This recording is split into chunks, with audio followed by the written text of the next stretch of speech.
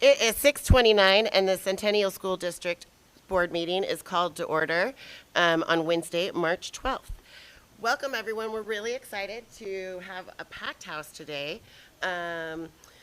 So before we get going with why everyone else is in the room, I'm going to turn it over to James to do a quick introduction. Agenda? Sure, let's approve the agenda. With switching things around, we're going to do 3, 1, 2 in introduction of guests. Motion to approve the agenda. All those approved, raise your hand and say aye. Aye. The ayes have it. Now I'll turn it over to Superintendent Owens. Thank you, Chair Slawski. So you thought you were here for winter athletics, and you are, but you're also here to meet somebody who's sitting right over here. His name is Brian Van Dyke, and they all came to see you this evening. Let me tell you who he is. It's my pleasure to share our selection of our new facilities director, Brian Van Dyke. Brian brings a wealth of facilities experience, most recently as the facilities manager at Gaston School District, as well as experience as a commercial carpenter, project manager, and a contractor. In his spare time, Brian enjoys boating, surfing, skiing, snowboarding, and exploring trails four-wheeling. Brian also cherishes going on adventures with his wife and creating special memories with their 4 kids and 5 wonderful grandchildren. Brian began his new role in early February and has enjoyed getting to know everyone and supporting facilities work across the district.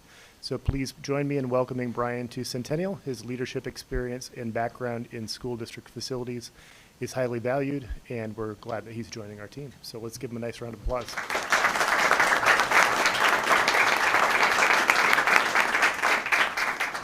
Well, thank you, everybody.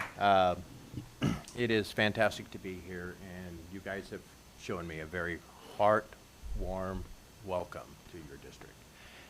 I hope to take care of your district as best as I possibly can and to do the best for everybody here, students, board, and everybody. Thank you for letting me become part of your district and part of your family. Thank you. Thank you.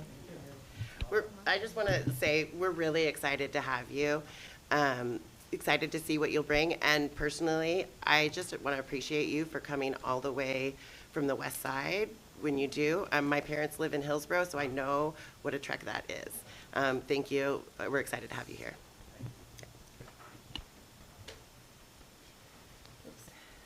All right, now we have a winter sports student recognition.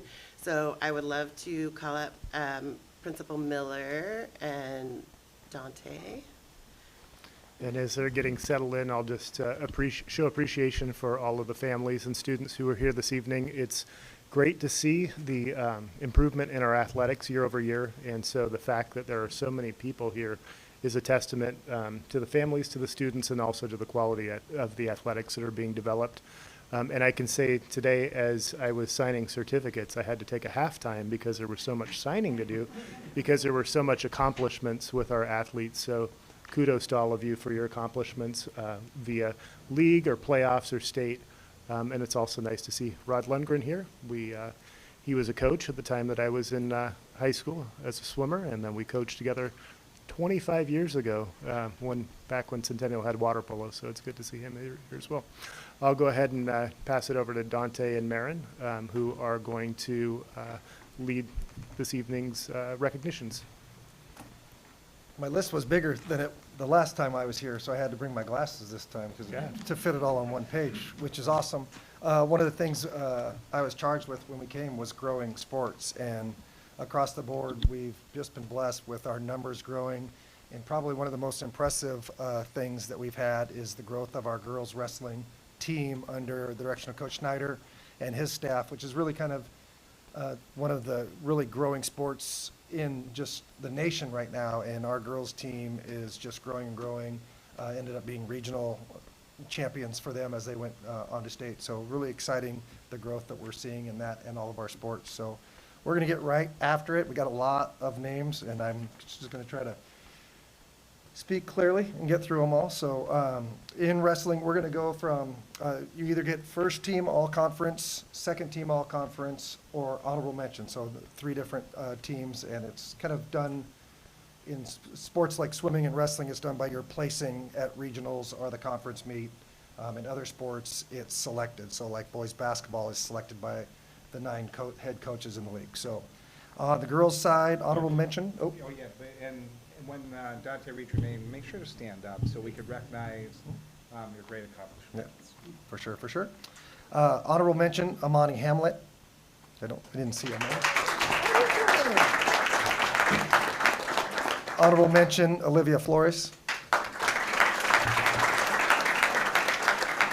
Honorable mention, Jordan Dunkerson.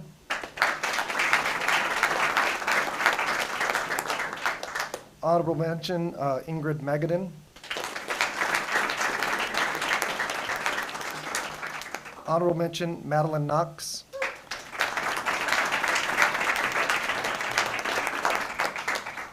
We had 3 wrestlers make second team, all region. Julia Ionis.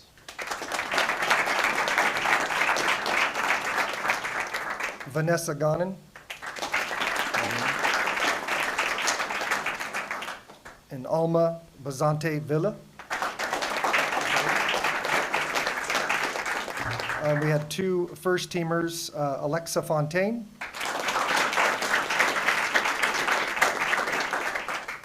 And leading that team with our 1 regional champion, Genesis Anguiano.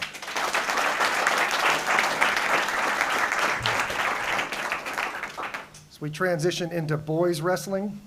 We start with, again, with honorable mention, George Boyd.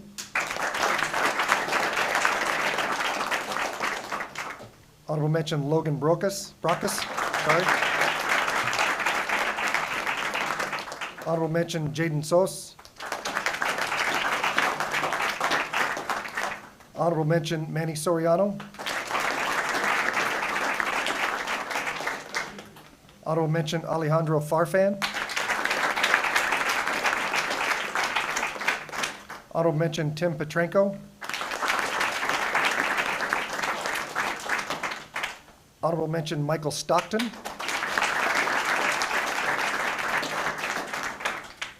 Honorable mention, with a terrible draw in NWAC championship meet, Luke Chambers. He got to wrestle against one of the top wrestlers in the state in his first round. So we had 2 second teamers, Kenny Schrader and Jared Schneider.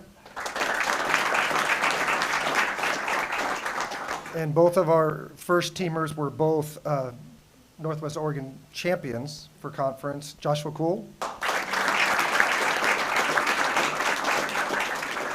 and Aiden Welsick. Aiden also wrestled in the championship match at state and took second to a really just phenomenal wrestler, but it was just a wonderful match. I actually got to sit at the table for that, so kudos again to Aiden for second place in state.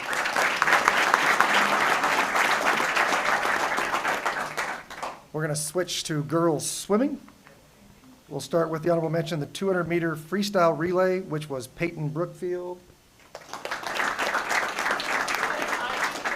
Oh, If there are students whose name are being called that are out in the hallway, there's room in here. Can you guys come in if you're being recognized? come on, everybody. Come come on on. in. Just kind of stand over to the side over You here. got room way over there. We'll go all the way over to the corner. Come on. Yep, Bunch y'all sure. in the room. We need a bigger room. Need a- Sorry. I just- I hope to create this problem every Yeah, season. I love it. This is of all the problems to have. So we'll go back to that, the 200-yard freestyle relay. Again, Coach Lundgren off to my left. So the relay team was Peyton Brookfield, Layla Torres, Ari Basco,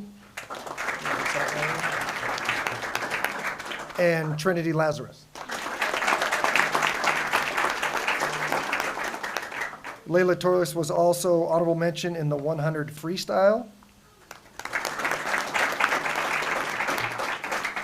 And Peyton Brookfield was second team in the 50 freestyle and first team in the 100 butterfly and placed 5th at state.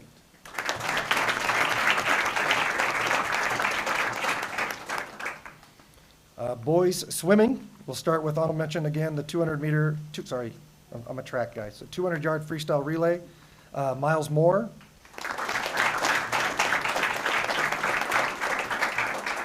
Ari Schrank. Jaden Head. Cody Chen. Also in the 200-yard medley relay, I'm going to see some of the same names, Miles Moore again. Ari Schrank again. Jaden Head again. And Dylan Nguyen.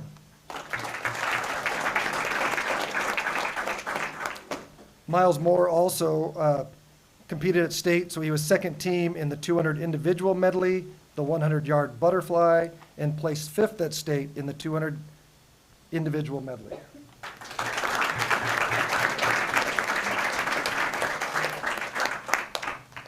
Ari Schrank was second team all-conference in the 200-yard freestyle, was first team conference champion in the 100 freestyle, and placed 11th at state in 5A.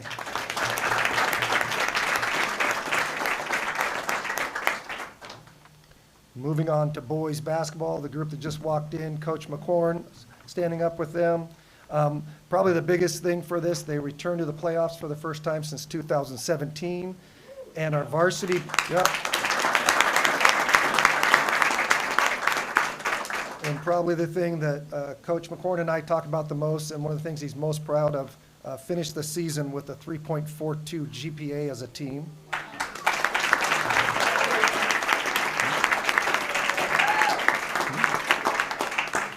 So we had honorable mention Sincere Poe.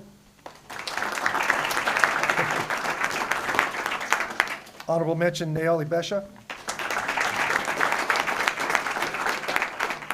Honorable mention Elijah Malloy. Second team all-conference Darius Andrews. And in a very, very tough league, we actually have 3 teams playing in the quarterfinals of the state tournament. First team all-conference AZ Bro.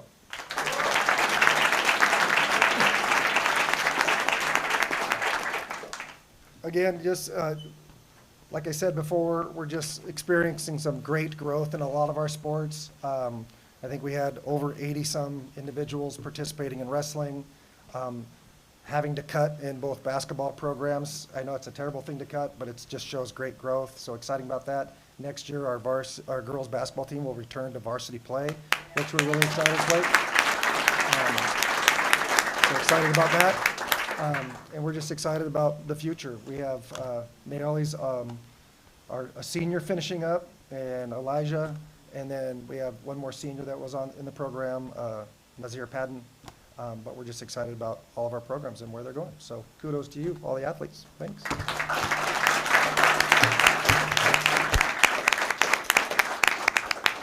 Thank you guys very much. It takes so much to be a high school student these days, and on top of your student work, becoming leaders on the athletic fields and courts and all the different pools, all of it. So I just want to recognize each and every one of you for what you've put in. The GPA thing is amazing. You guys that's awesome. Let's take a short 10-15 minute break, and we're going to do some team photography out there. So we'd like you to group by your teams, and we'll just start with basketball first. We'll get your pictures, then we'll do wrestling, and then swim, and then we'll do all the pictures. But one last round of applause. We appreciate it.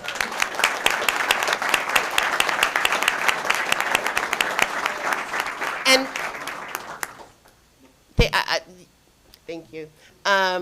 I almost forgot some of the most important people in the room are the parents who support their kids, not just, through all of it, and that are showing up today. Thank you. I would also invite you to come afterwards and stay for the rest of the meeting, but it's not nearly as fun. So you are welcome to leave after we do pictures. Thank you all.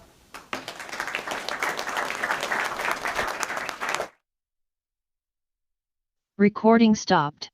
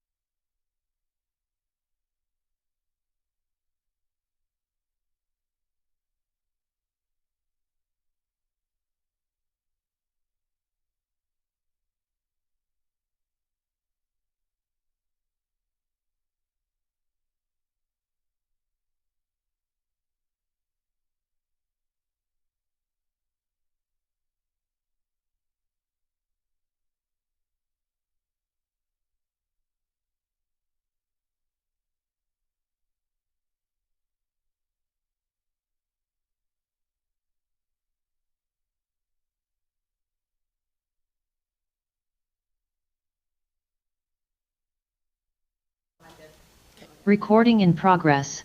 All right, it's 6:54, and this meeting is back in order.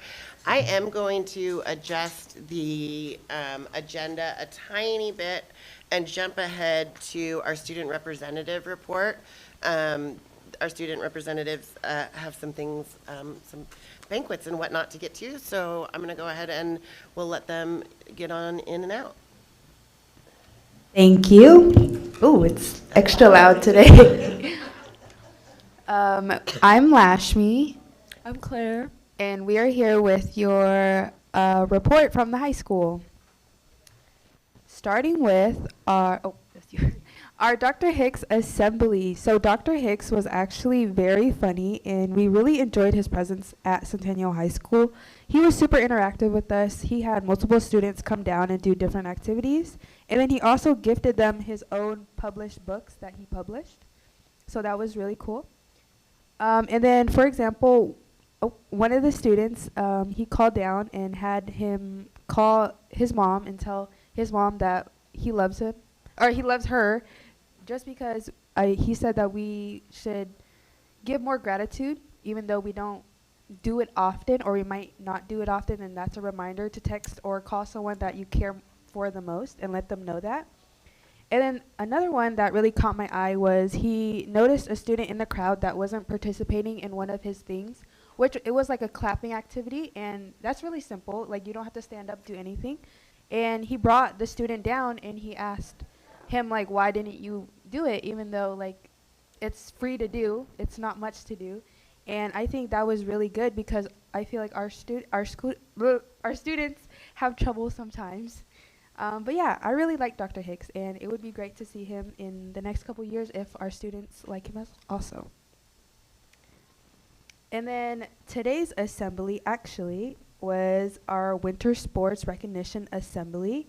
And as you can see, we did like a Family Feud style. I wish I had videos, but it was very funny. And if you can see, our Steve Harvey is on our top right there.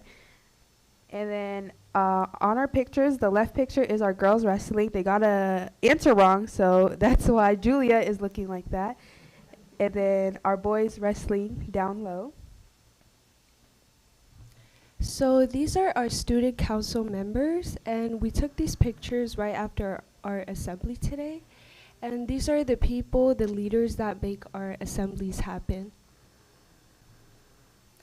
On March 4th, we had a fun game of rock, paper, scissors, Mardi Gras, between staffs and students. At today's assembly, the staff and students who had the most beads competed. And the students with the picture, like the guy in the picture right there, he has over 200 beads, and he was the Mardi Gras champion. So last month, Thursday, February 20th, CHS Women's Basketball Team united for a special game dedicated to raising awareness for breast cancer. By coming together, the team aimed to bring attention to breast cancer awareness and encourage the community to join the fight against this disease. And then Dante just talked about this, but I'm just here to show off more pictures of our student athletes. This is for wrestling. And then next up we have our swimmers that placed at state. And then our cheer team. Our cheer team has placed a lot very high recently at their competitions. We have 3rd place at Westland for their game day routine, 1st place at Gladstone, 1st place for game day at David Douglas, and 3rd place for their traditional routine. And then at their classic, they placed 2nd traditional, and then at their championship, they placed 2nd game day and 1st traditional. Super proud of that group as well, because they have came a long way. How many people are there in the cheer group? Do you know? A lot. Quite a few, yeah. I'm not sure the number, but there is a lot. Looks like 30 or so. And then again with our basketball team, our boys basketball, they made it to the playoffs for the first time since 2017, which is great. But I have high hopes they will make it next year. So, yeah. And then also for our girls basketball as well, really excited for them to get a varsity finally. Yeah, and that's it for our student report. Thank you. Thank you guys so much. Really appreciate what you guys bring to the meeting, and feel free to go enjoy your banquet. Thank you. At this point, we've got a few more, we've got one more thing in introduction of guests, and that's the Music in Schools proclamation. And I'm not going to read a big, long proclamation. I'm stumbling today. But I will say that March has been officially designated by the National Association for Music Education as Music in Our Schools Month, encouraging communities across the nation to focus on music education.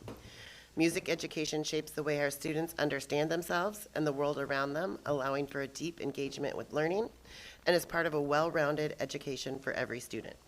The Centennial School Board recognizes the importance of music in our schools and would like to join our music students, educators, and communities in celebrating the power of music education this month. All the time, it's great to see so many athletes. And, I just also want to throw out there, there's got to, do we, Mr. Miller, I'm going to kind of call on you here. Do we do bands and choruses get awards? And is there a certain time of year that they will come join us? Yep, they'll actually be in the next board presentation.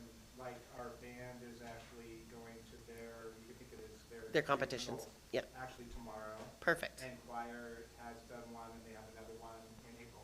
Fantastic. Then I don't need to say any more about recognizing them. So thank you very much. Next up, let's go for approval of minutes. The minutes from the last meeting on February 12th have been distributed in board book. Are there any amendments or changes to the meeting, to the minutes? Hearing none, I'll go ahead and call for a motion to approve.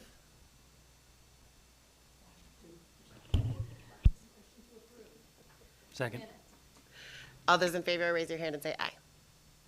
Aye. The minutes will be recorded as presented.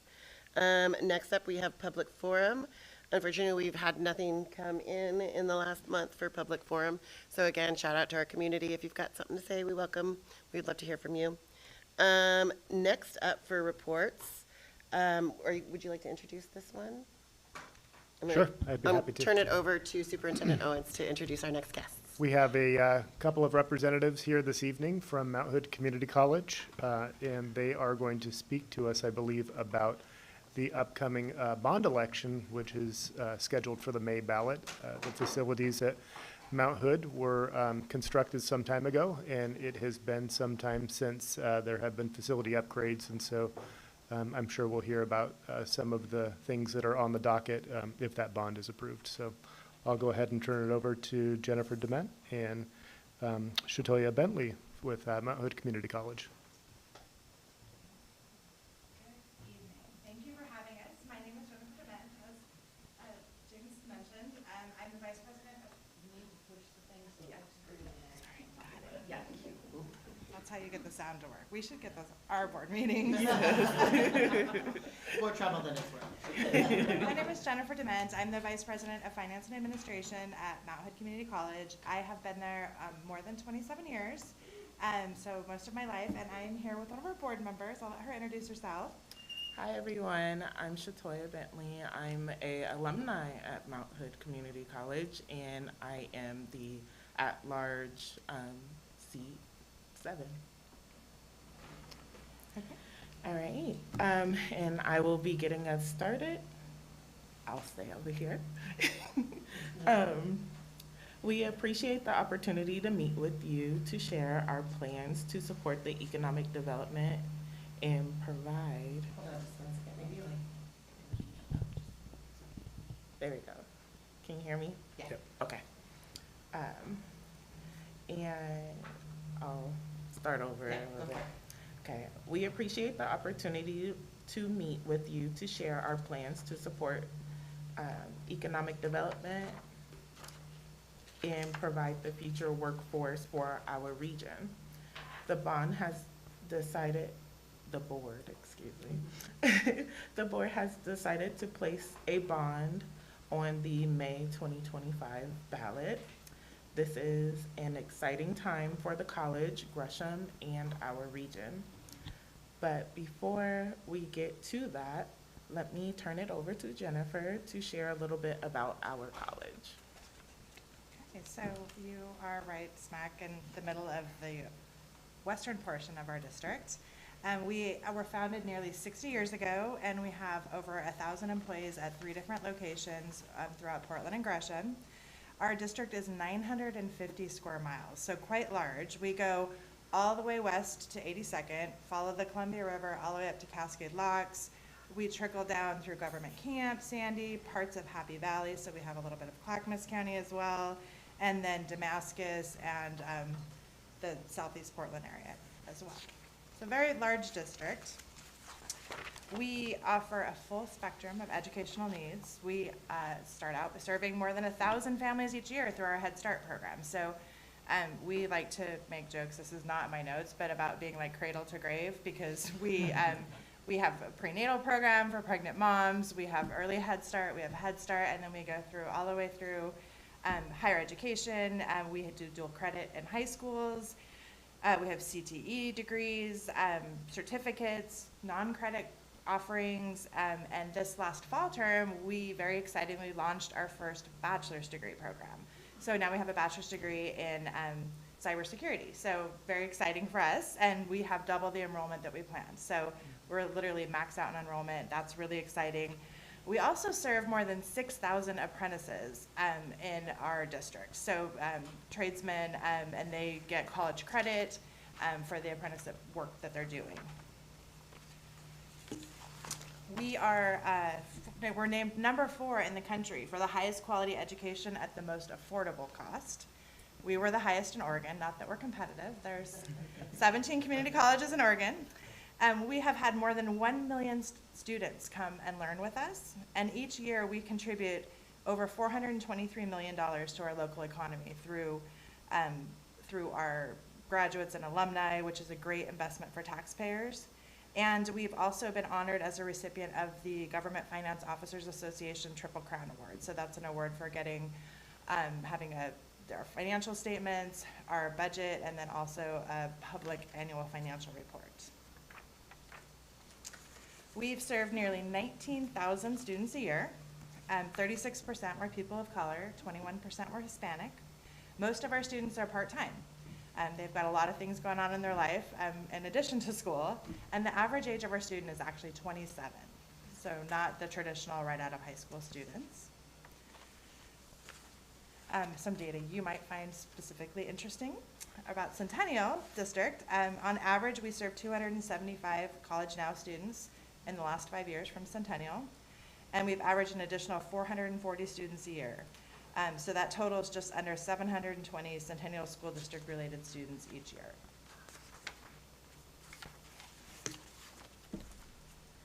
A bond is the only way we can raise money that level our funding to preserve our facilities into the future.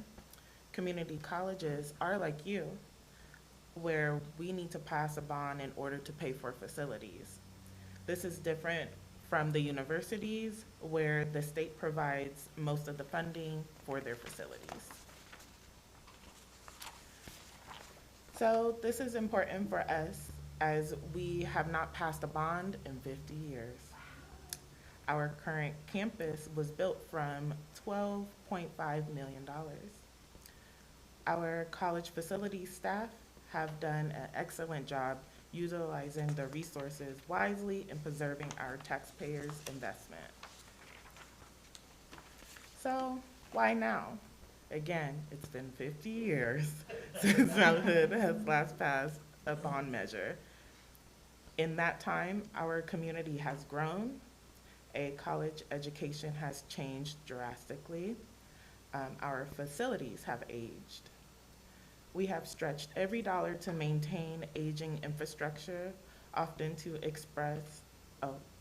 at the expense of classroom resources. Outdated heating and cooling, crumbling sides, and outdated security has a tipping point. This is This is a need for safeguarding Mount Hood Community College as a community resource for now and years to come. To inform our bond, we did a lot of research and collection of data based on our strategic plan, academic plan, and enrollment plan. The college developed a 5-year comprehensive facility plan. We then formed a bond development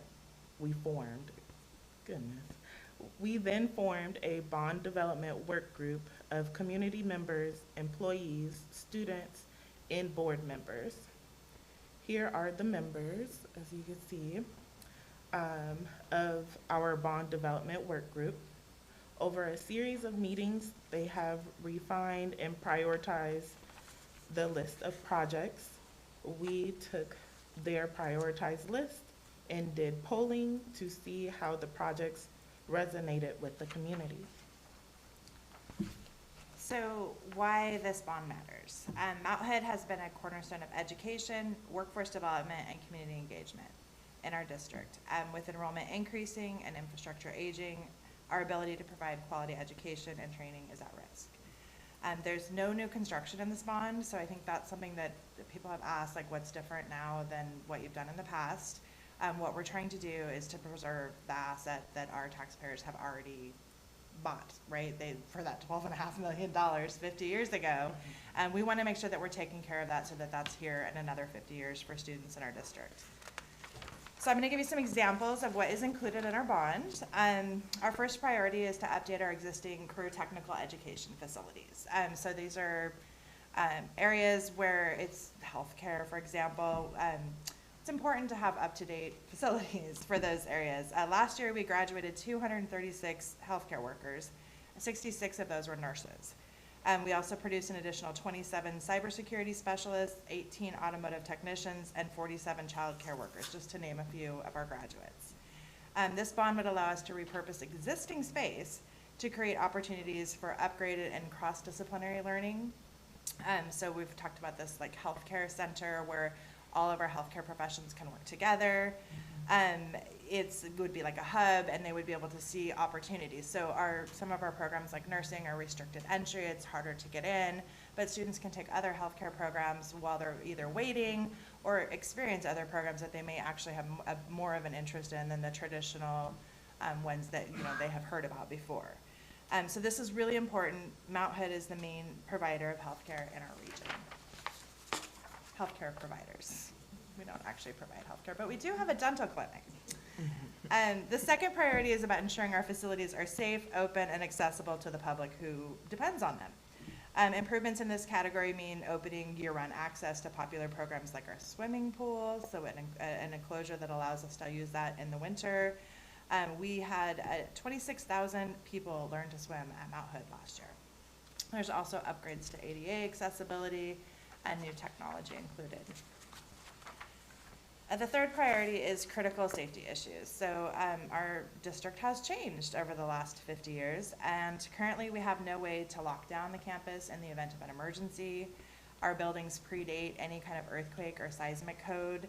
And if we can make these security updates, we can be prepared for the campus to serve the community in the event of a disaster. So we've been designated our gym as a Red Cross shelter, but there are some seismic updates that would need to happen for it to be immediate occupancy. And then we have the aging facilities. So our last priority is about being able to make critical repairs to those facilities that were built in the late 60s and the early 70s. Over the years, we've done what we can. We've borrowed money, that when we borrow money, we have to pay that debt service out of our annual operating budget. But we're now really in need of some critical repairs and some community investment. Because our district is so large, we are able to spread the cost out. So a $136 million bond will cost the average homeowner $5 a month. We believe this small investment in the future of Mount Hood will provide significant dividends to residents in our district. Offers quality, affordable and education close to home. Construction of these projects will bring significant dollars to our area, have an additional economic benefit. After 9 months of listening to community input, the board took action to place the bond on the May ballot. The Friends of Mount Hood Community College PAC has formed to run the campaign. Support by the community will be crucial to this bond success. Our goal is to have endorsements in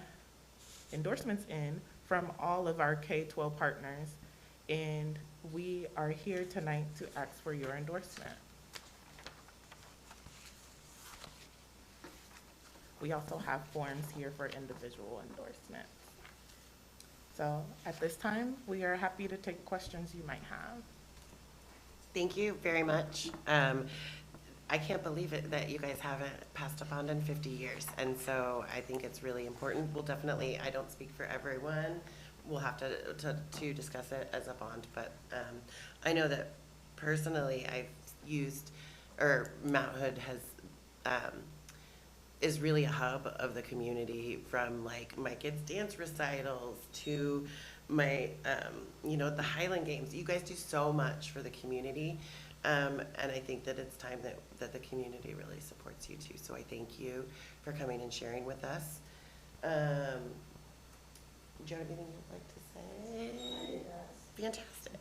Well, Pam and I have already endorsed the bond as individuals. Great. I'm not clear what it takes to endorse the bond as a whole. I was going to ask that next, but I was thinking what we would probably do is take a vote in new business. Is that what it takes? I'll ask our resident parliamentarian here, but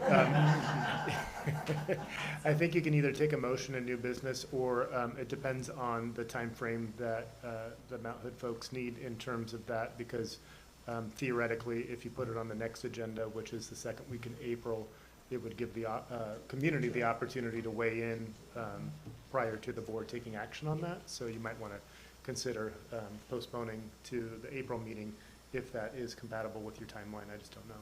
But don't, It's the not endorsements Coming up in a couple weeks. yeah, the endorsements have to be in by the end of the week. So there you go. Please.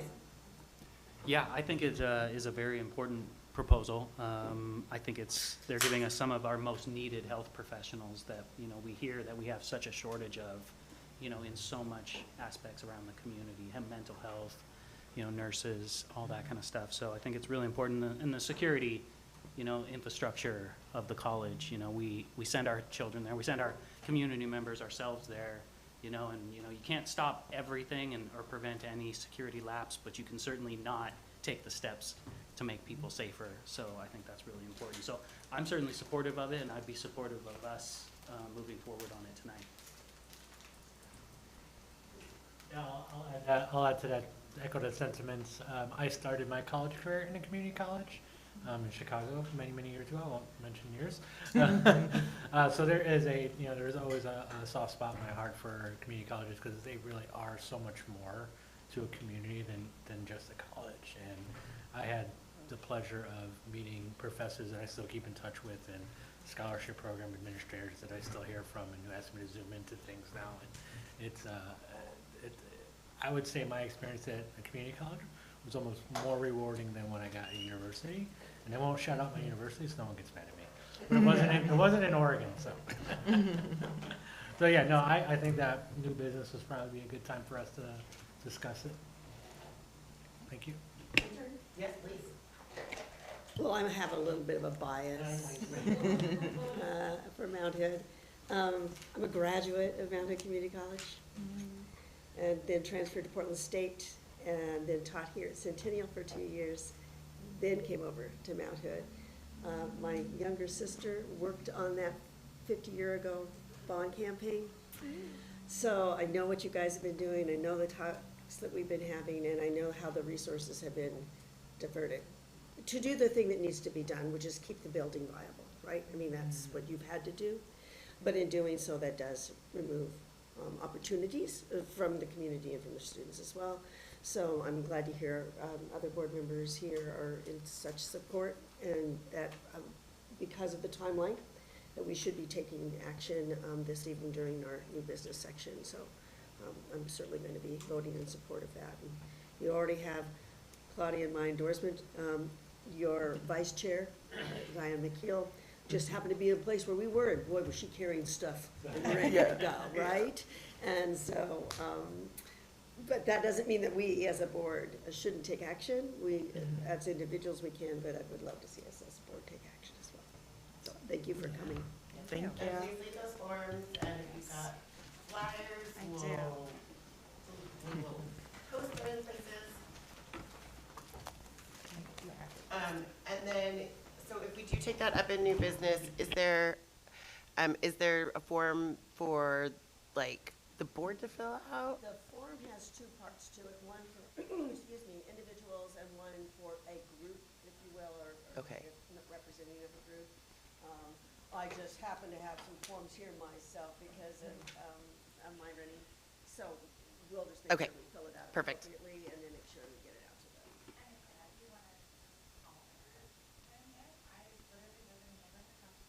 Awesome. There you go. Thank you so much for coming. It was nice meeting you. You could stay for the rest of the board meeting. If you want, I mean, you're welcome to. Thank you, guys. All right, fantastic. Next up, we have superintendent's report.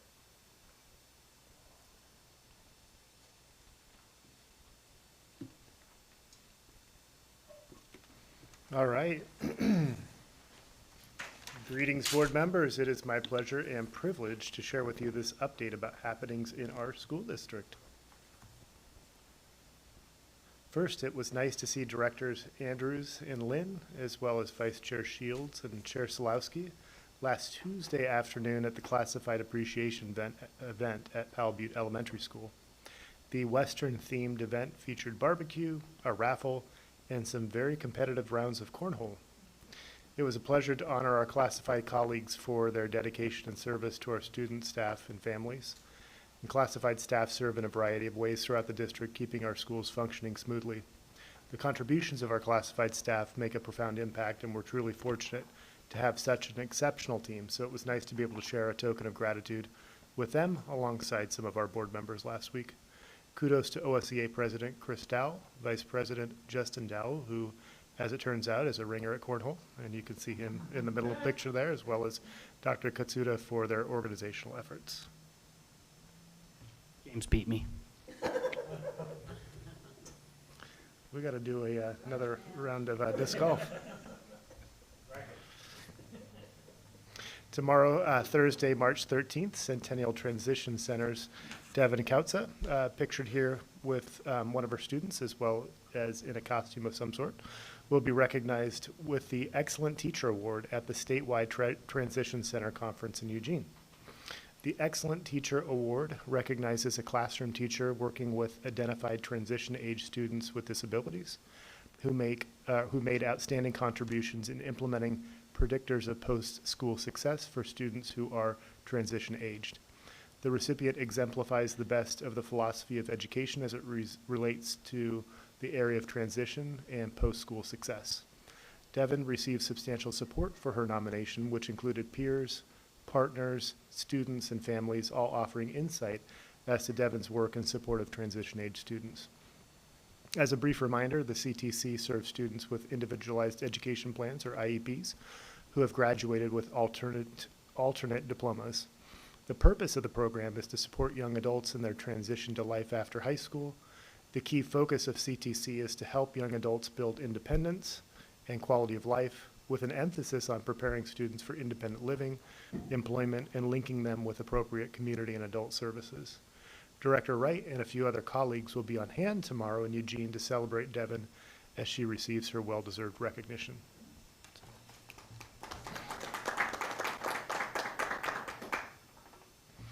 As you likely know, on Saturday, March 1st, U.S. Representative Maxine Dexter hosted a town hall at Centennial High School. The event featured notable civic leaders, including Gresham Mayor Travis Stovall, acting as the Master of Ceremonies, State Representatives Ricky Ruiz and April Dobson, as well as Directors Lynn and Andrews and Vice Chair Shields. The media reported a standing room only crowd of 1,300 attendees, though I personally feel like the crowd was larger than that. After having hosted Senator Merkley a couple of years ago and Senator Wyden last year, it was nice for Centennial to be able to be considered for another federal office holder to host an event for our community. To that end, thank you to Principal Miller and the staff at CHS for helping to accommodate this event. Speaking of Mayor Stovall, next Tuesday, Director Andrews, Lynn, Chief Andrade, and I are scheduled to attend the City of Gresham's annual State of the City address. If it's anything like last year, the pictures of which are shown here on the slide, I anticipate the mayor will share information about the city's accomplishments, challenges, and path forward. And apparently the mayor gets a record 3 shout-outs in this report. Next week, along with the superintendents of Reynolds and Gresham Barlow and our interim government affairs administrator Pooja Bhatt, I plan to meet with the mayor for a quarterly meeting with him. Our agenda includes a discussion of the mayor's priorities with connecting students with the National Guard, as well as the Sister Cities programs, as he would like to gather our thoughts on these ideas, and I look forward to sharing highlights from this conversation with the board.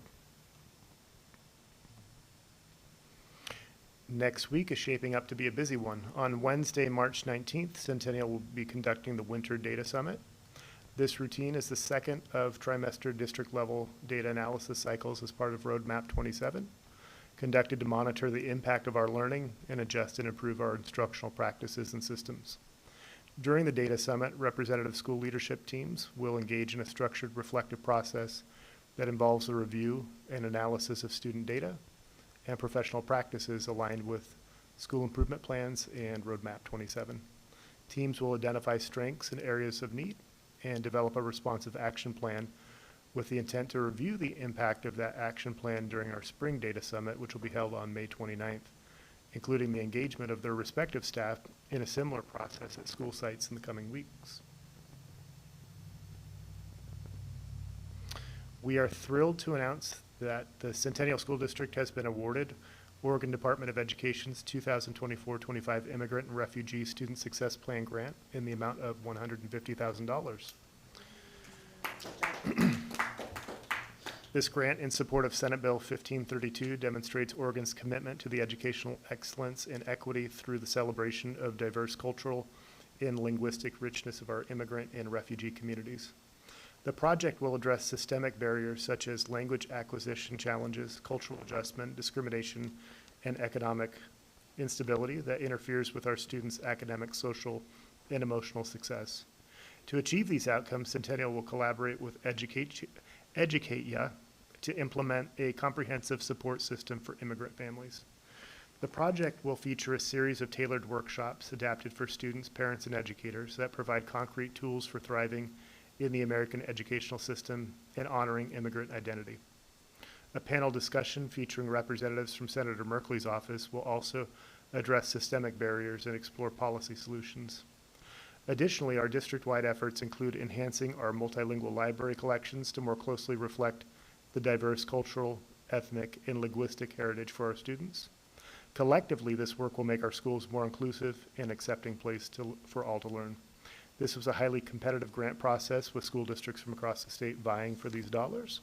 So particular thanks goes to social worker Amanda Bowman Mejia, English learner TOSA's Laura Valent and Mary Shortino, Director of Student Services Denise Wright, and English learner and federal programs administrator Sonia Nelson Carranza for their teamwork in developing an award-winning proposal. Their dedication and collaboration have been essential in bringing this worthwhile project to fruition and in offering our immigrant and refugee students the support needed to achieve academic and personal success.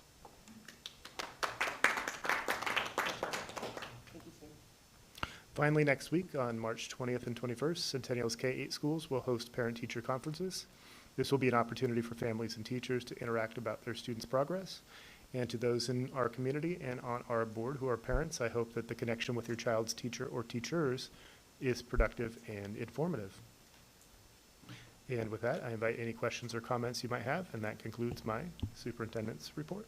Thank you, Superintendent Owens. At this point, are there any questions from the board? Please, of course.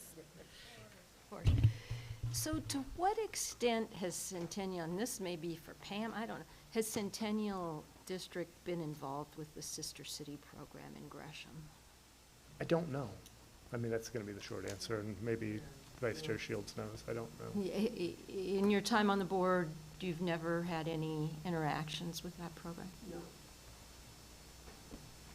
Okay. I'd like to talk to you before you have that meeting.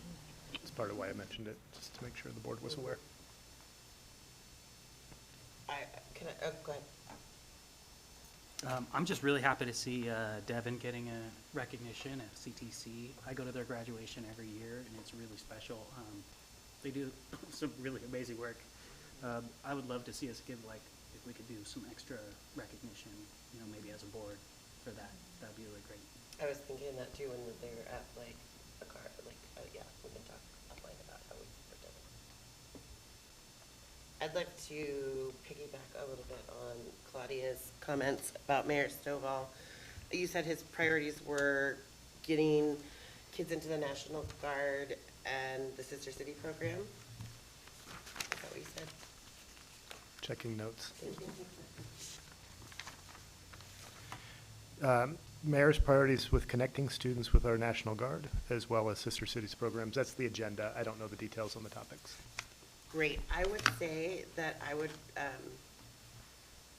one of our, I'm not speaking for the board, I'm speaking for myself. One of my concerns is really around violence prevention and what the city is doing around violence prevention. And so while Sister City, getting kids in the National Guard, that's great. Like, we really need some help from the community with our youth and violence prevention. So that you're aware, that's an ongoing agenda topic. Okay. So these are fresh topics, but good Great. point. Yep. Thank you. Yep. Please. Sorry. Oh, go, No. go, follow up. I'm just wondering, we have a really strong working.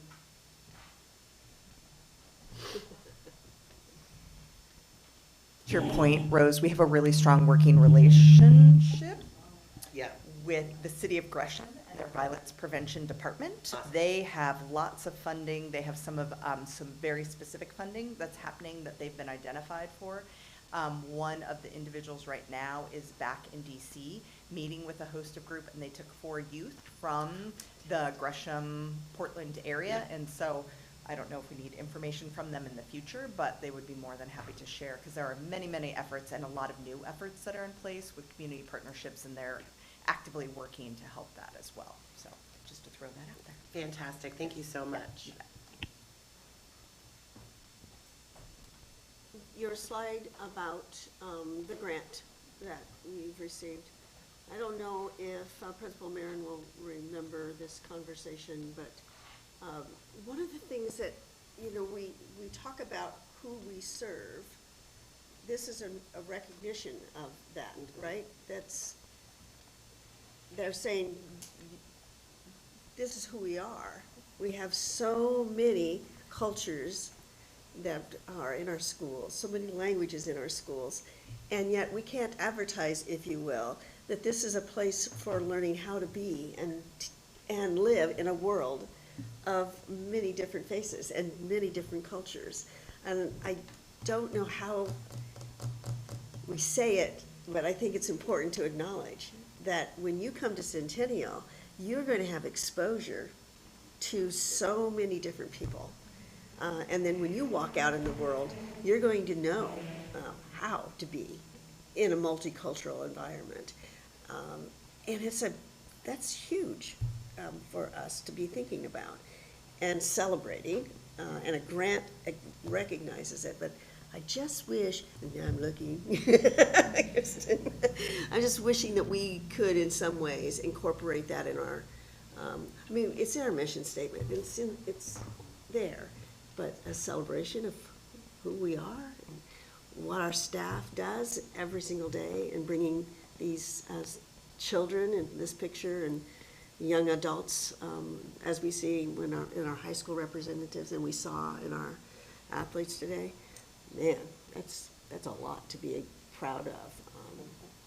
And I don't know how we can continue to get that message out. This is a great district to be in for that reason. Thank you. Any other questions or comments?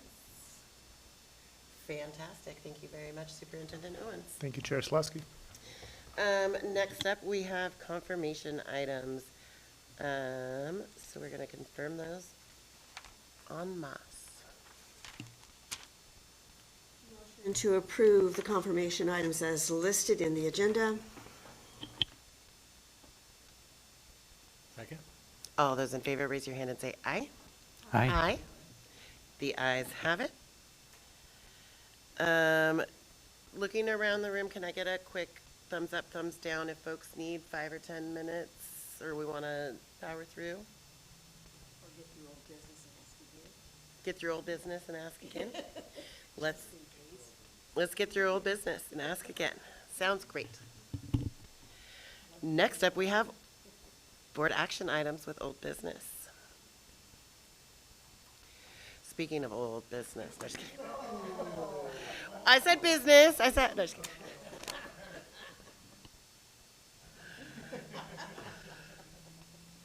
You have me for the next 3, so I don't know if that plays into consideration for if you'd like a break or not. You know, it's maybe you timed it We right. are very welcome to have you here. You might have Very timed it right with having the break in the middle, so, wonderful. So our first item, or my first item for you all this evening, is to consider pre-authorizing the administration to award the Oliver Seismic Improvement contract when it comes back for bid. So you'll recall the district received a seismic improvement grant for Oliver Middle School, and I will see if I can make this a little bit bigger. I thought it'd be interesting to kind of show just a general scope of work that we'll be doing there for part of this seismic project.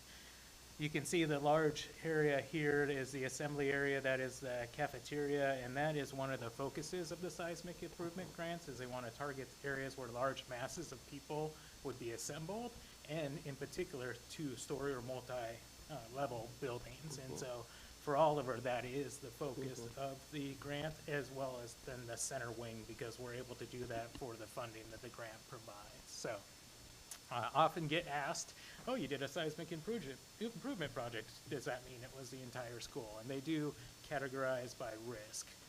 And the entire school will be something that we'll target and try to do over multiple years, and we'll be focusing on this area with this grant, should it be approved by board action this evening for us to award it when it comes back for bid. So we are asking for pre-approval. We have not received the bids back yet. It is out. It's being advertised right now, and it'll be out publicly for bid over the next couple of weeks. And this is our only meeting of the month, so we are seeking pre-authorization for the administration to complete contracting awards with that in alignment with Oregon public procurement requirements. So again, it will be competitive bid, it will be advertising, and we would go with the lowest qualified bidder. And we have a short 10-week construction window during the summer to complete all this work, and that is also why kind of time is a little bit of the essence. So the contractor can be awarded, they can get some contractors under contract, mobilize, and get this work scheduled in that brief window we have in between adjourning for this academic year and then staff coming back before the arrival of students for next academic year. So it's recommended that the Board of Directors of Centennial School District authorize the administration to award the Oliver Seismic Improvement Project in an amount up to $2.5 million and grant the superintendent, director of business and operations, and their designees the authority necessary to sign contracts and agreements to complete the project. With that, I welcome any questions you may have. Thank you. Any questions? Please. Thank you for our presentation. I just wanted to ask about the specific wording of lowest qualified bidder. It just comes to my mind is like we get what you pay for. And I understand the expediency and a short time frame that things need to get done. And is it always, I guess this may be more of a process question at the end, is it more of the lowest qualified bidder is just the one who can get it done the fastest? Or I guess what's the, that was just really specific language in that. Right, excellent question. We do have two qualified bidders under procurement law. In general, the ORS is 279 that we follow and has subsections, but the bid has to be complete, it has to be they have to be deemed a responsive bidder. They have to include a list of primary subcontractors that are going to work under their first-tier subcontractors in their original bid. They have to have no exclusions, right? They have to be licensed and bonded to complete public works, and follow all the requirements in there. So, the idea is that price really is the distinguishing factor at that point in time. That is objective and not subjective, and that's how procurement is done in Oregon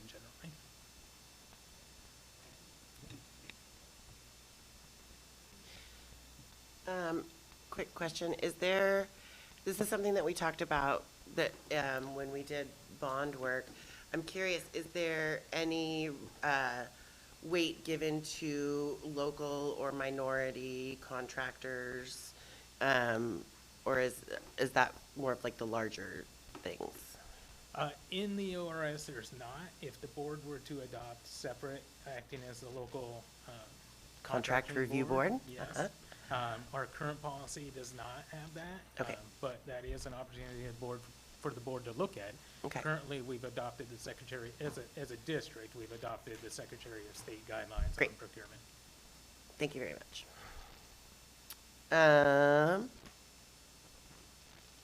I'd like to motion that we recommend this authorization as presented in the board.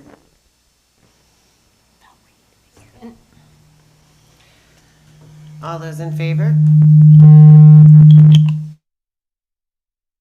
Aye. Aye. Hey. Aye.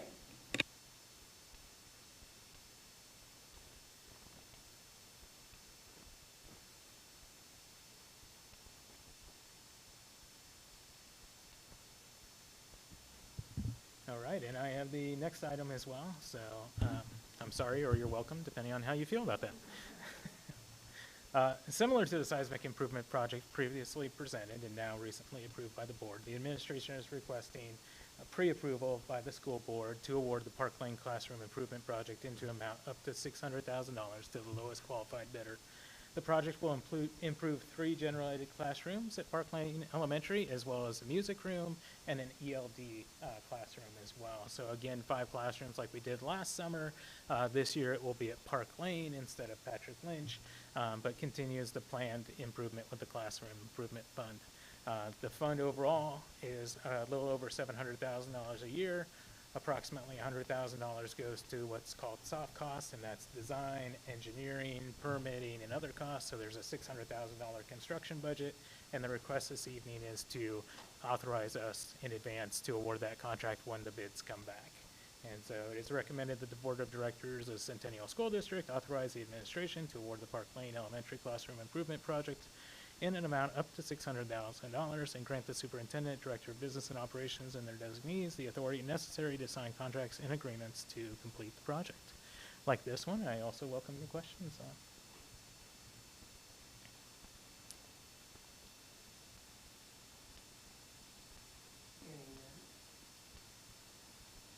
Motion to recommend that the Board of Directors authorize the administration for the Parkland Elementary Classroom Project as presented in the board note.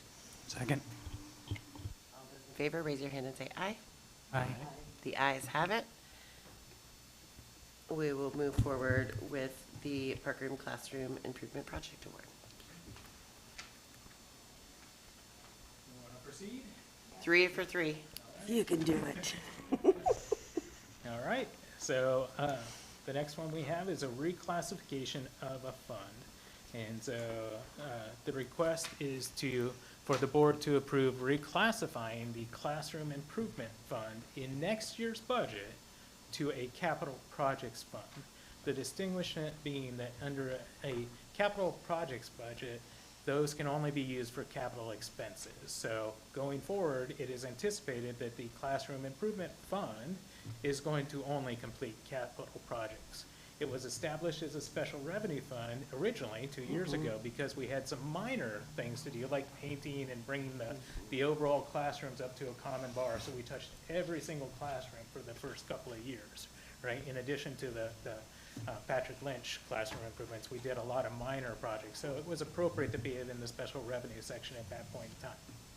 However, going forward, it's going to be, the project is going to be, unless the board determines otherwise, primarily directed at capital projects. So there is a resolution in board book that has the whereases and listed, and I'm happy to read those aloud if needed. The recommendation, though, is that the board approves the board resolution, which is 2024.2025.004, which formally reclassifies the Classroom Improvement Fund as a capital projects fund beginning in the 25-26 fiscal year. Upon approval, the district budget officer will update the budget and agenda according financial reports accordingly. The Oregon Department, we will also notify the Oregon Department of Revenue and external auditors as necessary. It's recommended that the board approve the resolution as presented in board book, ensuring that the district funds are classified and managed in compliance with state budget law and best financial practices. And I welcome any questions you may have about that reclassification. There is no financial impact. It is in alignment with Oregon budget law, and it will be very transparent that this is a capital fund, not operational or otherwise. So that is why it's being proposed, but I welcome any questions you may have.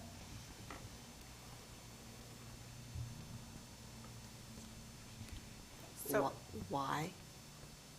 Well, because you've already done that base, this is just the next step in doing so? Because I'm confused a little as to why we're doing it.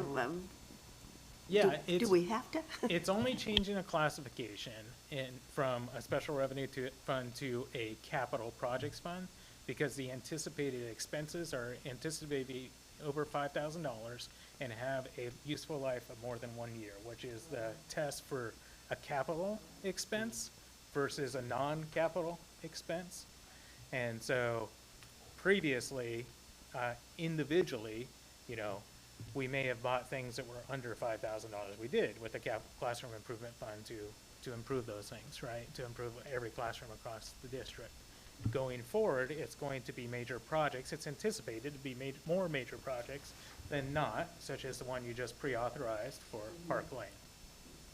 So it doesn't meet the test necessarily of not being a capital fund. Does that make sense? If anybody objectively looked at it, they would say, hey, you're doing capital work, or you're going to primarily be doing capital work going forward. You should be in the capital section of the budget and, in the audit, and it should be classified as that fund. So as you're preparing the draft budget for 25-26, you're considering this as the more appropriate location for Correct. that? Okay. Yeah, and it is going forward because we are now up to a common baseline across the district with improving all the learning spaces and, up to we're not done by any means, but up to a common baseline. And now we are tackling entire rooms at a time, right? And really doing construction to do the next stage, if you will. So that's the reason for the transition, because the fund itself has really transitioned from an operational and maintenance to a capital project, and is anticipated to do so in the future. let's say a few years down the road, we need more of paint or, something that's not of that capital nature. Is that something that the board could approve, that expense out of that fund, even if it's less than $5,000, or will not last a year? Yeah, that's an excellent question. So as I read the statute, it's what the majority of the fund is spent on, because they understand that there will be a little bit of this and a little bit of that sometimes, right? So there is still room for that if we decide. That's great. It's what is the activity best matched up as, right? Yep. Great. Move to approve as recommended by the board to approve this resolution as presented in the board note. Second? All those in favor, raise your hand and say aye. Aye. The ayes have it. Thank you very much. I am going to make the executive decision that we should take 5 minutes at this point in time. And then we will come back and finish with new business. Recording stopped.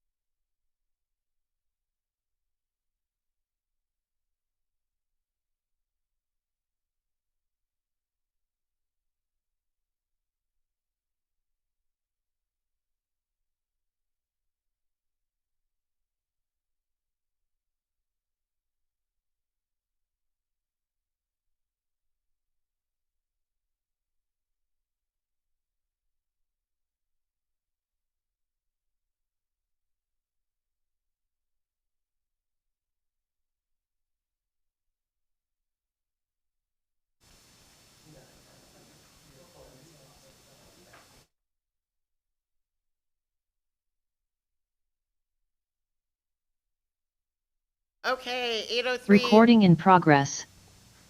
Back in session, up to new business. First up, we got a first read of policy with option to adopt JFE, pregnant and parenting students. Good evening, board members. As you can see from the board note, there were extensive revisions to Title IX regulations in August of 2024. So the Oregon School Board Association evaluated current policies to see where and how changes were coming up. When they did that, there were not any current changes to this current policy. However, it was an opportunity for us to put the language of caregiver in alignment with the language that we have in other policies. And so that is our recommendation for adoption of this policy. I think the language that we used was parent or guardians, not caregivers. And Are you asking? Question? Yeah. Are you asking for continuity through our policies? I think that's what And it sounds like there was a suggestion when board leadership met regarding specific language for this specific policy. And it isn't, I think we were just saying that we wanted to acknowledge what the board has talked about before, to expand the wording, not just be parent. And I think I think the word caregiver came out, but if it's more consistent to be parent / guardian. The reason, remember Melissa said that when she had foster child, she had a real hard time dealing with policies because she wasn't. And also then the other issue was, sometimes we say, let the parents know, and some kids have two parents. Right. So parent, singular, or guardian is what we do sometimes. And frankly, if I was a pregnant teenager, I would not like to think about the fact that I had a caregiver. I mean, I'm actually kind of independent and so it might be even construed as a derogatory term. I'm totally open to that. I know that caregiver is one of the terms that we use in our organization, so that's just kind of where, because we see a wide range of people who aren't necessarily even guardians, sometimes they're aunts or uncles, so that's just from my background, caregiver. If it makes more sense and it's more legitimate with the district to say parent and or guardian, that totally cool. Yeah. Question. I mean, what do you do? I mean, in the practical application of the policy, does parent / guardian limit and caregivers expands? And that's, I mean, I'm just trying to figure out what is in the best interest of helping those who are going to be using this policy administer the policy correctly. So, and Rose, with your background and your experience, that speaks to one reason for doing caregivers. Melissa's background and experience as a foster parent or guardian speaks to that. But you're the one that sees all the different things that comes through the doors and ways that people show up for the student. Do we just keep putting several? I defer to your expertise. Same. Yes, we do have, within the Oregon administrative rules, there is an expansive definition of parent, I'll just air quote. Okay. And it's really someone who is acting in the role of a parent. They almost use some of that language, and so thinking about grandparents can be in that place. You're saying step-parents can be in that. We can have caregivers, and so I appreciate that you all are raising the how do we have consistent language across, because we do want to capture, because there are some students who are living with individuals who aren't a family member, they aren't an official guardian, and they're acting as if they're the parent, and they can make some educational decisions. They can register students, and so they do have that broad umbrella. And so I appreciate you're trying to capture, we have students from so many different family dynamics, and we want to make sure that their families are represented and they're represented. And in this situation, we have students who are also parents at the same time. And so it's like all colliding at the same time and place. And so I would look to Missy for 1 second. the language that we've been adding in consistently, can you just remind us real quick? So, Oh, and James has it. James, looks like it. go ahead. Nothing. Don't want to reveal my use of AI during the meeting. I had it review our board policies and give us a recommendation. And it says that in school policies, the term parent, guardian, and caregiver have distinct legal practical implications. It defines those and says to ensure clarity and legal accuracy in your policies, it's advisable to use the term parents, and guardians when referring to individuals' legal rights and responsibilities towards a student. This designation acknowledges both biological adoptive parents and legally appointed guardians. If your policy aim is to include individuals who provide care without legal authority, such as caregivers, consider explicitly defining these terms within your policy to avoid ambiguity, and check with OSBA or legal counsel to ensure guidance, compliance with state laws and regulations. Going with the AI answer, please share your experience. I thought you were excited about my AI research here. Well, as much as we appreciate the AI answer, we have been going with parents and guardian, or parent and guardian. Great. Throughout most of the policies. That was the first time I think we plugged in the term caregiver. And it looks like AI is validating that choice. Fantastic. So let's say, other than that, can we go ahead and say we hear a motion to approve it with that one change? So moved. Second. All those in favor, raise your hand and say aye. Aye. Aye. Ayes have it. All right, similar to Paul, I've got a trifecta tonight. Here is policy number 2, and this is our medications policy. In the fall, you'll remember we had a lot of updates that were related to other healthcare needs, first aid, and all those good things. So this is a little bit of a continuation of that. And so for this policy, there have been several changes in the law and administrative rules around the administration of medications for students and for student self-administration in school and the district settings. It includes changes from House Bill 2002 and 2395 that were passed in the 93 legislation, or the 23 legislation. There's also the Senate Bill 1552 that was passed in the 2024 legislation, and it connects with the Oregon administrative rules that are listed there. And we also have the additional Oregon administrative rules that are listed for medication. This really is focusing on those short-acting opioid like Narcan, and so we do recommend that this policy is adopted with the updated changes. Thank you. Questions, comments? Other than it's a mess to read. Yep. And in Yeah. your reading of it, we had an opportunity to look at it, and it's like, okay, that seems like it's missing a word, but then again, it reads okay. So, are you comfortable with those edits that have been made? Or do you have any other additional suggestions for clarity?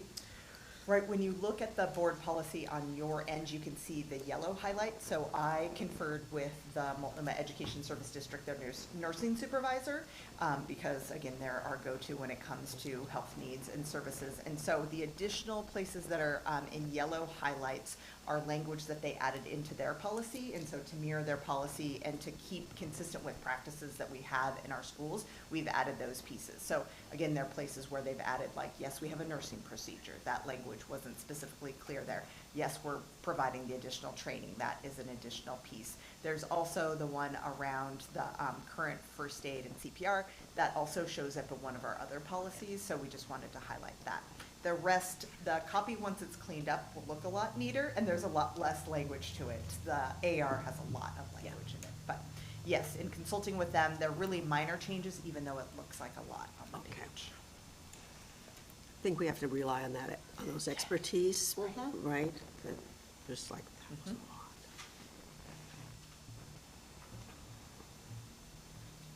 I'd love to hear a motion. I move we approve the policy as read. All those in favor, raise your hand and say aye. Aye. The ayes have it. All right, and for number 3, this is the accompanying AR, and this AR has a lot of additional information, and again, thinking about the policy, once it's skinny down after all that information, there's a lot of explicit information in this, and it does share and is consistent with all the changes. We do recommend that this is adopted, and the brackets that show up on your end, like that's the language that's optional or not, again, in consulting with the MESD staff, that would be language that we would keep throughout. So there's several places. One place where there are brackets, like if we look at number 4, around administering the short-acting opioids, they have the language principal or school district or nurse. And so for us, we would want to include that we would like the principal or the school nurse to be able, depending on when there's an emergency, one or the other would be calling families, and often that's depending is somebody in the ambulance with the student who's calling the parent, but we need an or there. We wouldn't just want to designate one person in that case, and so that comes up at least twice in here. And then again, on your copy, there's a couple places with the yellow highlights, which that language is mirroring what the MESD has in their policy also. I just have one comment on this. This is the first time I've ever heard of an opioid antagonist. So is that a new, that's new, replaces naloxone as the, because it's sort of a generic. Yes. Yep, and it does cover naloxone and Narcan. Those are basically the two brands that, and they've just used a much bigger word for those things. Yes, And it's a mouthful, but I'm glad you said it, because I'm having a hard time pronouncing it. Yeah, well, Yes, we will do yeah, it, right, yes, yeah. Yep. That's good. Thank you.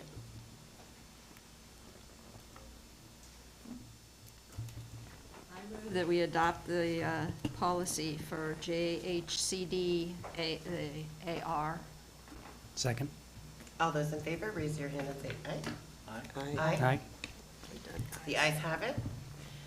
So before we move on to future agenda items, I just wanted to revisit our presentation from the Mount Hood Community College, and wanted to hear if anybody wanted to make a motion for our school board to support their bond measure. I'd like to move that our school board supports the Mount Hood bond measure. Second. All those in favor, raise your hand and say aye. Aye. Aye. The ayes have it. Nice, guys, nice. Who should be contacting them? You got the form already. We'll complete the paperwork in our office, and then Missy will submit it. Does that sound right, Missy? Yep. Thank you very much. Moving on to future agenda items. Oh, please. Yeah. Paul and I were just talking about this, Director Southerton. Some time ago, we heard that there's a money market account of about $40,000 that Director Southerton just became aware of in the last year. And it specifically came from the marching band at the high school. And I think it came from the Parents Association, actually, when they dissolved in 2009. There's about $40,000. Correct. Of that. And so Pam had some input, I think Char Gerard had some input. We're all fairly confident that we know where the money came from. It came from the dissolution of the marching band. There was a lot of equipment that got sold that had been owned by the Band Parents Association. And the Centennial District Arts Foundation, CDAF, has made a recommendation that the money be used for marching band at all three, the high school and the 2 middle schools. Director Southerton would like us, not necessarily to make a motion or anything, but just to indicate whether we're supportive of that approach. Again, this would be for the $40,000 and hopefully to be able to be spent this school year. Do we have a marching band? We don't, but there's interest in bringing it back. And one of the biggest impediments is the startup costs, buying uniforms and buying equipment and those kinds of things. And so these are now district funds. At some point, previous to me, and I can't locate the exact records of when it happened, but as Director Andrews stated, you know, these funds were raised for the specific purpose of supporting band in the Centennial School District and likely marching band. And at some point in time, probably upon its dissolution, it was turned over to the district. The funds were turned over to the district. And so they are now district funds, so the district would be incurring the expenses, and any purchases would be property of the district. And, you know, we want to ensure that we're following the intent for which those funds were raised, right? That's always what we want to do with any donation or whatever it may be. But this did not, you know, come up at the time of budgeting, and, you know, was not shared with the budget committee or the board at that point in time. So, you know, this is a matter of process, just making sure that, you know, these are where the funds came from, these were the intent of the funds, and ensuring that the board endorses utilization of those funds, or doesn't oppose them, at least to be used for those purposes. Within the overall budget, it's not such amount that would require a supplemental budget or additional formal action. We have appropriated or allowable appropriation. You all have approved an appropriation level that would be able to permit the expense of these funds. We just want to make sure that we are being transparent, and, you know, it's the will of the board that we proceed as such. If there's folks who are interested in bringing back the marching band, and behind that, is 40,000 enough to get all the uniforms and everything that they need? So then where would the rest of that funding come from? Yeah, excellent question. And I think what I would propose is that we, and Director Andrews has proposed this as well, and so has the arts group, is that we get the band instructors together at the secondary level, the 2 middle school band instructors, and then the high school band instructor, and they form a committee and a recommendation. The good news is, you know, this equipment won't expire, right? So this might be an initial investment, and then it might support, you know, utilization of their supply budgets next year. They may be able to add to that, right? Or the principal at the high school and the principals at the middle school may get together and they have a discretionary supply budget, and they may say, well, you know, with $40,000, great, we can get this over, you know, over the hurdle and now get it in place because we've jump-started it, right? And I'm happy to come back with the board with what that committee of instructors, you know, decide. If you'd like a report, I'm happy to provide that report, or maybe bring them in, you know, if that's, you know, wanted by the board. Any other questions? Just that money was hard-earned. Yeah. Yes. A lot of blood. I mean, that's a sweat. lot of cans returned, and also, I mean, like, I know how that fundraising goes. Yeah. I definitely would like to honor Student that. involvement, too. Does this have anything, is there any, Jacobson? We have a fund. We do. And so is there any correlation work with, is there a committee that, what the Jacobson Fund is, you know, reviews and distributes? We follow a similar process, which is we let the school music instructors know what the allocation of the Jacobson Fund is this year for music and band equipment for their various programs, and we prorate it by the number of students in attendance at each school, so they get a proportion of the revenue from the Jacobson Fund. So I would propose probably a similar model for this fund. And so, and they then inform us what equipment is most needed, or what they're not able to buy with their existing supply budgets and need additional dollars for. And sometimes we braid those funds. They may use $500 of the building budget. They may use $1,500 of the Jacobson Fund, you know, to buy something that's $2,000. So that may happen with this as well. But yes, we absolutely talk to the folks that are, you know, instructing and educating our students and running those programs to decide what should be purchased, and that would be the recommendation here as well. Great. So the Jacobson Fund funds elementary as well as As well. and funds vocal as well as instrumental. So this is more narrow. Narrow, would answer I see. it's It is more narrow. than the Jacobson. Okay, Yeah. but as the Jacobson Fund gets input from the people who are served by the fund.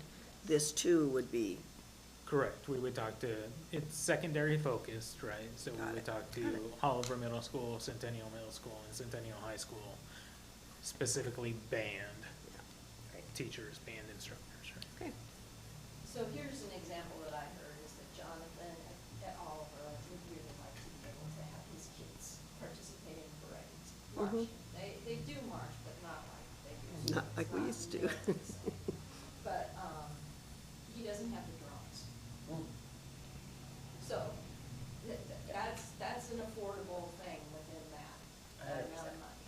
It's not gonna buy uniforms for the whole. But they high can school. march in t-shirts, Yeah. like Exactly. matching t-shirts and pants or something, right? Like, The junior parade is where our middle school students have always gotten some experience of getting on the street and doing those kinds of Junior things. road parade, Yes, yeah. yeah, So it's a, so I'm hearing had a couple consensus to times. move forward. No objection. Go forth. go forth. Thank you. Yes, please. Oh, go ahead.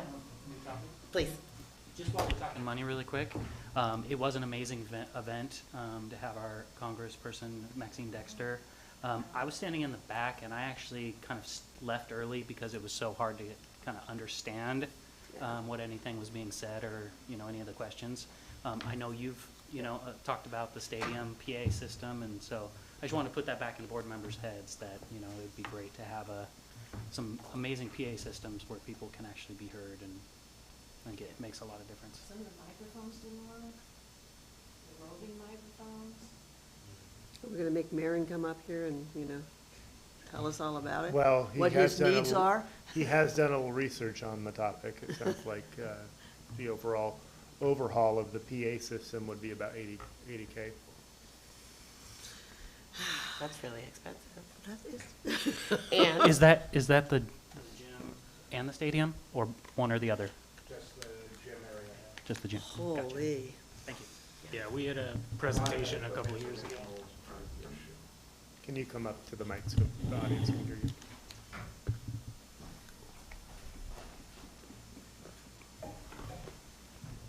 The major issue is if you've been to the gym, you see the center speakers, several banks on those speakers are not working, and that's why people, when they're on the microphone, it feeds back on itself. So they need to replace that, they need to redo the new cabling and stuff. And so we're actually in the middle of getting an estimate, so I could share that, because this is one of the questions. Yep. And it is, it represents our school, so I mean, there's a strong interest, but that's the initial estimate is about 80K. Okay, And that's just for the gym area. thank you. Thanks.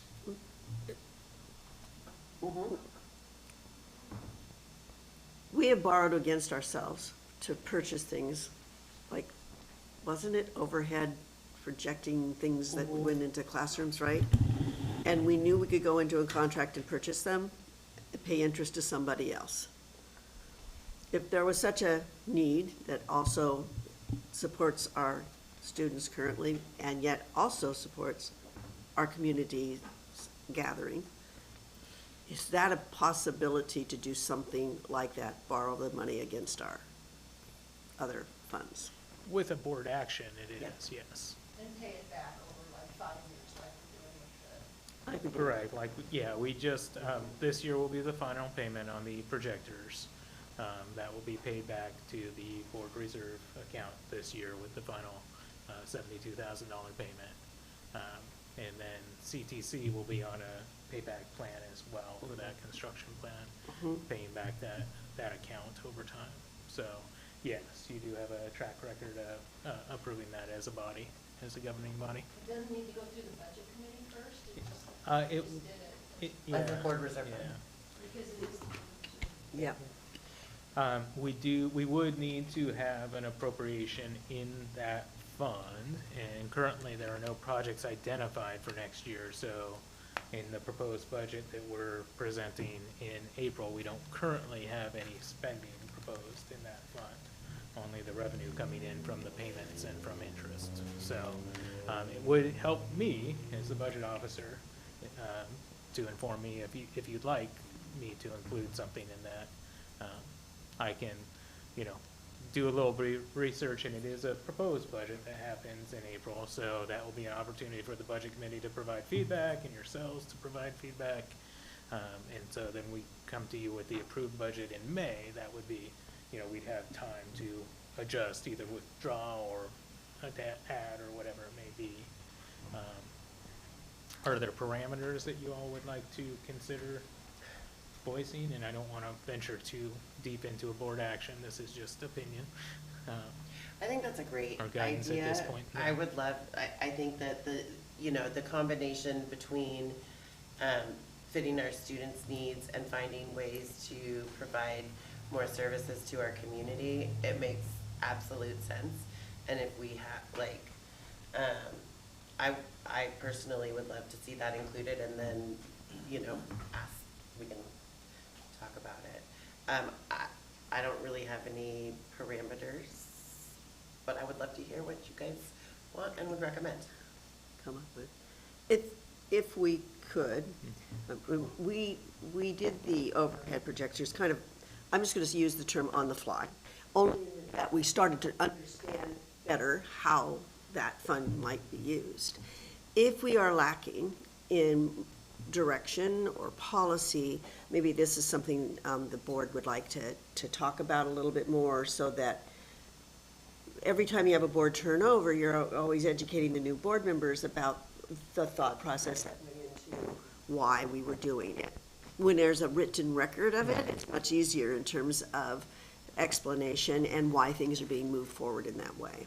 So maybe, board leadership talks about it, and come to the board and have that conversation about how, but we would rely upon your expertise to be able to help us, figure out the wording and the legality of it, and the guardrails. Because I know I've stated it many times, how that's a very important fund that was hard to come by. And it should be utilized to support who we are, what we do, and our mission and objectives. And I think this part of the community piece is what we want to do, but appropriate guardrails in policy or some documentation. Yeah, and I'll add, if I may, kind of what I'm inferring is there's always going to be more great ideas and Yes. more need than there are funds, Yeah. right? And that's the case here. So having some tenets or guiding principles or something like that may be good. I may offer, if it's, agreeable to the board, I can do a report on the board reserve fund if you'd like for the first meeting in April, and just kind of do, a kind of refresher of its intended purpose, how it was established, current balance, and those kinds of things for the newer board members. And then, kind of the cafeteria style menu, maybe give you a couple of options. So one of them is that you may want to kind of just think about is, potentially allocating every year the interest that is expected to accrue on that account. And that's kind of your discretionary, if you will, for the things that come up during the school year that are unplanned, right? It keeps the balance of the fund intact, but you have a little bit, of money to identify your emergent needs that you couldn't plan for in the budget process, right? There is a formality of doing a supplemental budget if there were a mid-year catastrophe or something needed to do, right? And we would public notice that, we would, have the right to public comment, and we would convene as, the governing body approving a supplemental budget, and it would all be published in what was thought, right, if it were a major expense. But for lack of a better term, you might just want to have a contingency a little bit each year that is sufficient enough to address intermediate issues that emerge, but not so substantial that, because you may have a long line. If you say, we're going to spend $1 million a year,